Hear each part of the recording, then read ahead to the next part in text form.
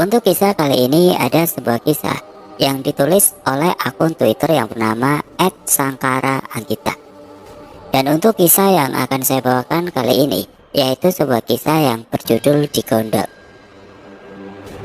Sebelum kita masuk ke ceritanya, tekan dulu tombol like video ini dan jangan lupa tekan juga tombol subscribe channel ini. Dan nyalakan juga lonceng notifikasinya agar tidak ketinggalan cerita-cerita baru dari channel ini. Dan bagi teman-teman yang ingin baca langsung ceritanya, nanti silakan saja kunjungi linknya yang nanti akan saya sertakan di kolom deskripsi. Dan seperti apa untuk kisah kali ini? Langsung saja kita simak berikut ini. Dari tadi sore hujan terus mengguyur perkampungan kecil ini, menyisakan rasa dingin yang menusuk hingga ke tulang sumsum. Kalau hujan begini, banyak memori masa kecil yang menyeruak keluar ingin aku ceritakan. Tapi aku akan fokus ke pembahasan sesuai judul yang sudah aku post sebelumnya, Digondol. Walaupun kalau hujan-hujan begini akan sulit untuk fokus, karena biasanya mereka dengan menyebalkan akan tanpa izin meneduh di dalam rumah. Apakah di tempat kalian juga hujan? Jika iya, aku yakin mereka juga sedang berteduh di situ. Mungkin saja di ruang tamu, di kamar, atau bahkan kini sedang berdiri menumpang di sampingmu sambil penasaran dengan apa yang kalian baca. Pesanku, biarkan saja. Baiklah, kisah ini terjadi bertahun-tahun silam. Aku bahkan tidak mengingat siapa dan bagaimana ceritanya, jika bukan karena kemarin Mbak Dok kembali membahas kisah ini. Kisah ini sempat membuat geger orang-orang di kampungku, kampung yang sejak dulunya sudah dikenal wingit. Kampung yang saat itu masih jarang berdiri rumah-rumah warga. Mbak Dok bilang, orang-orang takut mendirikan rumah di atas tanah wingit. Apalagi dulu juga pernah ada peristiwa berdarah di kampung ini, membuat siapa saja yang sudah tahu kisahnya akan berpikir dua kali untuk tinggal. Jadi kita mulai kisahnya. Kala itu Mbah Dok bilang udara terasa dingin, angin bertiup tidak seperti biasanya, membuat siapapun akan merasakan hal yang sama sore itu. Ada perasaan cemas dan gelisah. Ayo buruan masuk, sudah petang. Tidak baik main di luar rumah. Ayo, teriak Mbah Dok menginstruksi dari ambang pintu, membuat gadis lugu yang sedang bermain dengan teman sebayanya segera bergegas masuk. Gadis yang paham betul arti nangilok dari Mbah Dok. Jadi gadis itu menurut dan memilih segera berlari masuk ke rumah dengan kedua tangannya yang menenteng batang daun ketela mainannya. Mbah Dok yang melihat anak-anaknya sudah masuk ke rumah, kembali mengecek ke kanan dan ke kiri, sebelum pada akhirnya menutup rapat-rapat pintu rumahnya. Mbah Dok juga tidak lupa menutup seluruh jendela, serta menurunkan hordeng kain yang sebelumnya ia tali ke atas. Entah kenapa Mbah Dok merasa cemas sore itu. Mbah Nam belum terlihat pulang dari sawah, membuatnya sendirian menjadi satu-satunya orang dewasa di rumah itu. Ditambah lagi suasana saat itu yang berbeda dari biasanya, menimbulkan rasa tidak nyaman sore itu. Tiba-tiba ada sebuah suara dari luar, suara seseorang yang mengetuk pintu dengan tempo pelan. Lalu makin lama makin cepat temponya. Mbah Dok yang yakin itu bukan Mbah Nam menyuruh semua anaknya untuk tetap diam dengan cara menempelkan telunjuknya di bibir. Sepenuturan Mbah Dok, jika saja kita bersuara atau menjawab atau bahkan membukakan pintu kepada makhluk itu, makhluk yang mengetuk pintu dengan cara aneh, sama halnya kita mempersilahkan makhluk itu bertamu atau masuk ke rumah. Konsekuensinya kita tidak boleh atau tidak bisa mengusirnya. Lalu bisa saja kita digondol atau dibawa pergi, dibuat linglung, atau berita paling buruknya meninggal dunia. Mbah Dok menunggu beberapa saat, hingga akhirnya suara ketukan itu menghilang. Saat itu Mbah Dok sangat takut. Jujur, dia bukan orang yang sepemberani Mbah Nam. Karena Mbah Dok tidak memiliki penjaga sekuat Mbah Nang dan tidak memiliki ilmu apapun. Rasa was-was dan tegang saat itu terus berlangsung. Sampai akhirnya ada suara ketukan lumayan kuat dengan diiringi panggilan nama. "Buka bu, ini aku, Prayit." Itu suara Mbah Nang. Jadi Mbah Dok dengan yakin segera membuka pintu dengan cepat. "Syukur alhamdulillah pak, kamu sudah pulang," kata Mbah Dok tidak bisa menyembunyikan kekhawatirannya sembari kembali menutup pintu. "Ada apa sih bu? Kok kamu seperti ketakutan begitu?" ujar Mbah Nang yang sedang menuangkan air putih ke dalam gelas. "Nggak tahu pak, udaranya dingin dari tadi sore, beda, nggak kayak biasanya. Juga tadi ada yang mengetuk pintu, entah siapa, aku takut." "Tapi kamu tidak bukakan pintu kan bu?" teriak Mbah Nang memastikan langkah yang diambil Mbah Dok. "Ya tidak pak, aku ingat pesanmu, jangan bukakan pintu jika tidak ada salamnya." "Tapi pak, itu apa?" tanya Mbah Dok yang tidak ditimpali Mbah Nang, yang malah memilih segera ke kamarnya. Mbah Nang tahu jika ada yang tidak beres jika mereka kembali muncul ke perkampungan-perkampungan kecil seperti ini. Jadi beliau mencari wangsit agar tahu apa yang sebenarnya terjadi. Saat itu Mbah Nang jadi teringat dengan kejadian beberapa tahun sebelumnya lagi, ketika untuk pertama kalinya makhluk itu membuat geger kampung ini.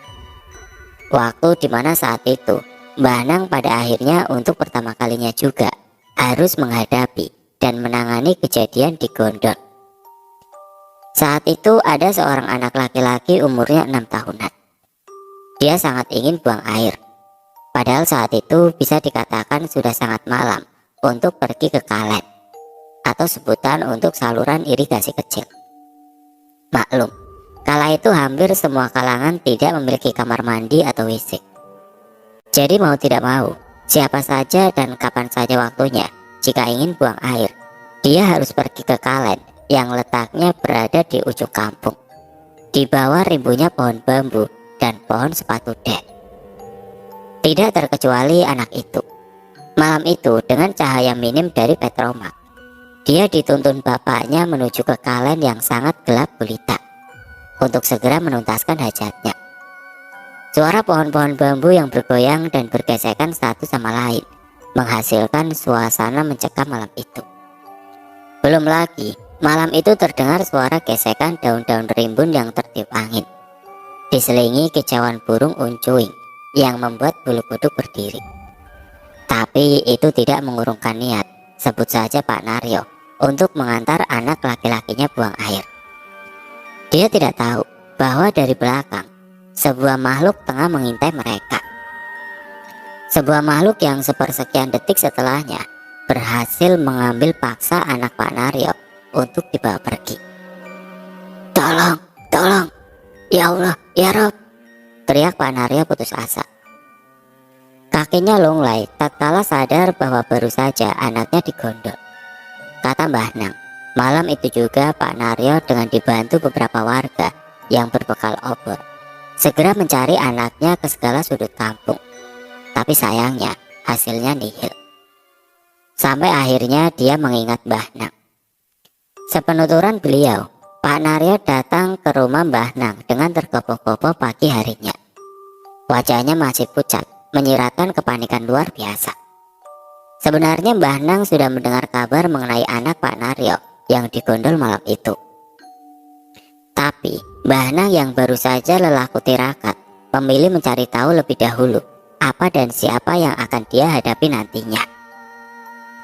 Dan berdasarkan wangsit yang Mbah Nang dapat, Mbah Nang mengajak beberapa warga untuk menimbulkan bebunyian ke segala penjuru kampung dengan memanggil-manggil nama anak Pak Naryo.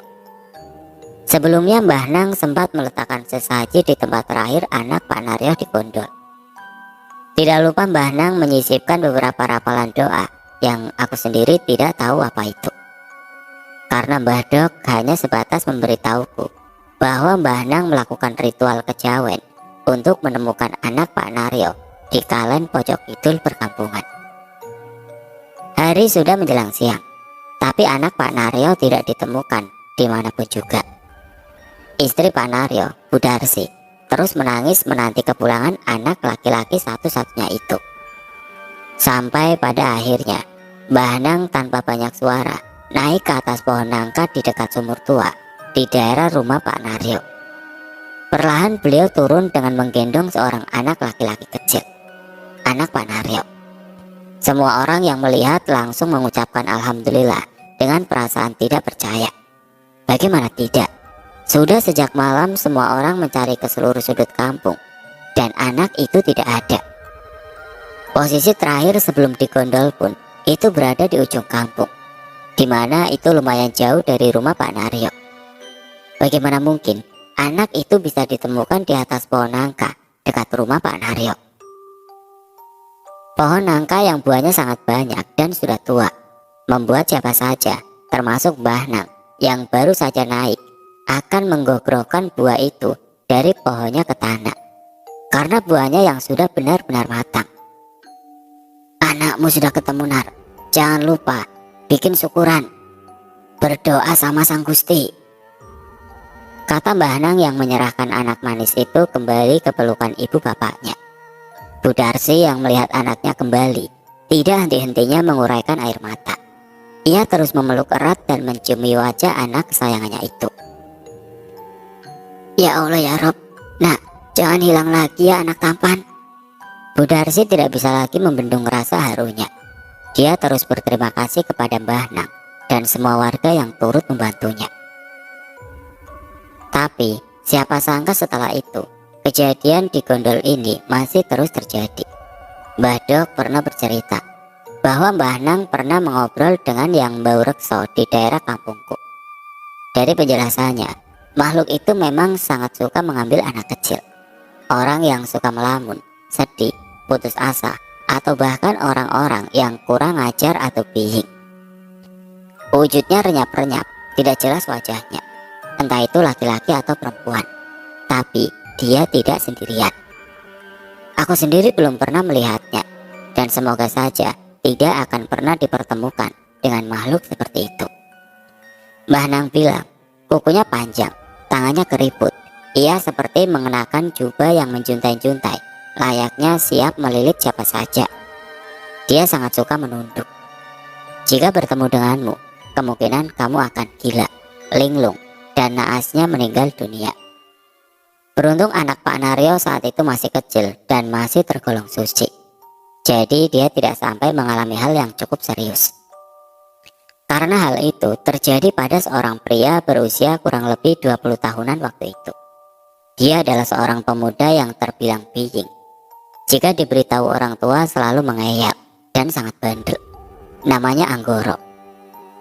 Pernah dia mengamuk minta dibelikan motor, yang notabene saat itu masih tergolong sangat sulit untuk dijangkau orang-orang biasa di kampungku. Bahkan orang-orang kaya di kampungku pun masih jarang yang memiliki motor pribadi. Anggoro mengamuk tidak terkontrol. Dia melempar semua perkakas di rumahnya dan terus mengumpat kepada kedua orang tuanya yang sudah sepuh saat itu. Bahkan tangannya itu dengan lancang mendorong ibunya hingga terjungkal di pelataran rumahnya. Dia tidak segan mendorong ibunya dan terus mengumpat bapaknya. Bahkan dia sempat meludah di depan kedua orang tuanya yang sudah terang-terangan menitikan air matanya. Sore itu setelah puas mengumpat, Anggoro keluar pergi dari rumah entah kemana. Padahal sebentar lagi petang, dan di daerah tempat tinggalku saat itu masih jarang listrik. Jadi jalanan sangat gelap jika malam sudah datang. Pak Trimo membantu Bu Sundari berdiri dari tanah. Dia menuntun istrinya untuk segera masuk rumah karena sebentar lagi malam sudah datang. Bola gerimis sudah mulai turun ke permukaan bumi. Walah anak kurang ajar, akan menemui apa kamu ini nak? Gumam Pak Trimo yang sangat sakit hati dengan perlakuan anaknya. Di sisi lain, Anggoro sangat emosi karena bapak dan ibunya tidak menuruti kemauannya. Dia sangat jengkel karena merasa bahwa keinginannya bisa saja dikabulkan jika bapak dan ibunya mau menjual sepetak sawah milik keluarganya. Dia terus berjalan menjauh dari rumah. Dia tidak tahu akan kemana. Tapi emosi menuntunnya menjauh hingga ke ujung kidul kampung. Hari mulai gelap, membuatnya tidak bertemu dengan salah seorang pun di jalan. Sampai sadar-sadar, ia sudah di bawah pohon sepatuda yang daunnya sangat rimbun. Jalan, jalan, kenapa juga aku berjalan sampai sini? Umpat Anggoro yang telah sadar, dia berada di ujung kampung yang jauh dari pemukiman warga. Brengsek, bajingan, umpat Anggoro kesal, yang kemudian berniat kembali ke jalan yang semula ia tapaki. Dia berjalan lebih cepat, karena sebentar lagi pasti sudah sangat gelap. Jalanan akan tidak nampak jika tanpa obor. Di pertengahan jalan, hari sudah benar-benar gelap. Ditambah hujan yang mengguyur kampung kecil itu, menambah Anggoro harus berjalan pelan-pelan agar tidak salah jalan atau malah terjatuh. Ia terus berjalan perlahan, takut bila mana kesialan akan bertambah. Lumayan lama Anggoro berjalan di tengah derasnya hujan. Dari kejauhan, dia mulai melihat cahaya dari sentir atau lampu zaman dulu yang memakai bahan bakar minyak tanah. Dia yakin itu rumahnya, karena secara geografis posisi rumahnya berada di pojok dibanding rumah-rumah warga lain. Dia memincingkan matanya di tengah guyuran hujan. Lumayan sulit berjalan di bawah terjangan air hujan dan malam gelap tanpa lampu. Sampai sebuah suara berat mengagetkannya. Suara yang tidak memanggilnya, tidak juga berkata apa-apa. Hanya deman yang mirip dengan gerangan. "Ah, bapak ngagetin wae lo," kata Anggoro yang merasa kaget. Karena si pemilik suara langsung menggandengnya ke depan menggunakan payung hitam. Anggoro menapaki jalan yang sedikit demi sedikit berubah menjadi lumpur karena jalanan masih tanah itu. Dia terus mengikuti bapaknya yang menggandengnya tanpa suara. Tumben bapak tidak keluar suaranya. Apa masih marah karena tadi? Gumam Anggoro dalam hati, yang kemudian kembali mengacuhkan perasaan anehnya. Karena yang penting, dia akan segera sampai rumah. Sampai akhirnya dia merasa sudah sampai rumah. Sosok bapak itu menyuruh Anggoro duduk dan segera makan makanan di depannya, karena sudah dimasakkan komplit oleh ibunya. Aneh, padahal tadi ibu dan bapak menangis seperti sakit hati oleh perlakuanku. Tapi kenapa malah sampai repot memasak begitu banyak hidangan untukku? Itu yang sempat terpikirkan di benak Anggoro. Tapi lagi-lagi ia mengacuhkannya dan memilih mandi lebih dahulu sebelum akhirnya menyantap makanan di atas meja. Dia berpikir jika mungkin saja ibu dan bapak akhirnya merasa bersalah, kemudian membuatkan begitu banyak masakan untuk meminta maaf kepadanya. Baru saja Anggoro berniat ke kamar mandi, tiba-tiba tangannya dipegang erat oleh ibunya. Kepalanya menggeleng menandakannya agar mengurungkan niatnya. Anggoro didekap oleh sosok ibunya itu. Lalu ia sama sekali tidak ingat apa-apa yang terjadi berikutnya. Yang ia ingat, ia kemudian mendengar sayup-sayup kelotekan warga. Suara gaduh yang ditimbulkan dari berbagai macam alat rumah tangga. Setelah kejadian itu, sepenuturan narasumber, Anggoro menjadi linglung. Dia sangat pendiam dan sering menyendiri. Tatapannya selalu kosong, lalu tiba-tiba seketika berubah sangat ketakutan. Itu terjadi terus-menerus. Hingga tepat 40 hari setelah kejadian, Anggoro dinyatakan kehilangan penglihatannya. Di malam sebelum Anggoro kehilangan penglihatannya, dia sempat menjerit histeris. Dia merasa ada helai demi helai rambut menutupi matanya. Matanya perih, tertusuk helaian rambut yang entah dari mana, terus masuk ke matanya tanpa henti. Sampai semua pandangannya benar-benar gelap. Setelah kejadian di malam hari itu, dia mencoba memberanikan diri. Dia bercerita bahwa selama ini dia terus didatangi oleh makhluk yang wujudnya mengerikan. Makhluk itu adalah sosok yang sempat mendok-mendok atau berubah wujud menyerupai seseorang, menjadi ibu dan bapaknya waktu itu. Makhluk yang terus meyakinkan Anggoro untuk ikut dengan mereka. Bahkan sempat makhluk itu meyakinkan Anggoro dengan iming-iming akan memberikan motor baru. Dan Anggoro sempat akan percaya, karena hanya orang tuanya yang tahu bahwa dia ingin memiliki motor baru. Kalau saja ibunya tidak pulang dari surau kala itu. Kalau saja ibunya tidak menyuruhnya sholat kala itu, dia pasti percaya dengan semua bualan demit itu. Karena di sana, ibunya datang dan menyuruh Anggoro untuk bergegas sholat. Makhluk itu terlihat sangat marah, hingga akhirnya membuatnya menunjukkan bentuk aslinya.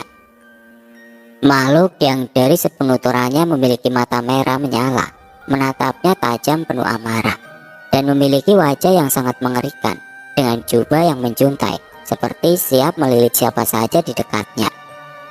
Makhluk itu terus datang setiap hari, untuk memaksa Anggoro ikut dengannya.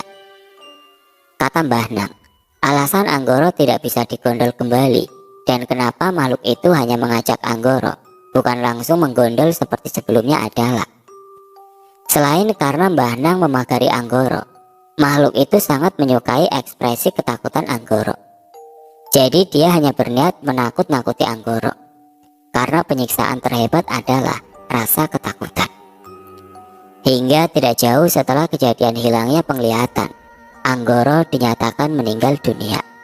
Matanya membelalak menatap ke pojok ruangan. Ekspresinya sangat terlihat ketakutan, dengan posisi tubuhnya meringkuk di atas ranjang. Untuk almarhum yang kami maksudkan, Al-Fatihah.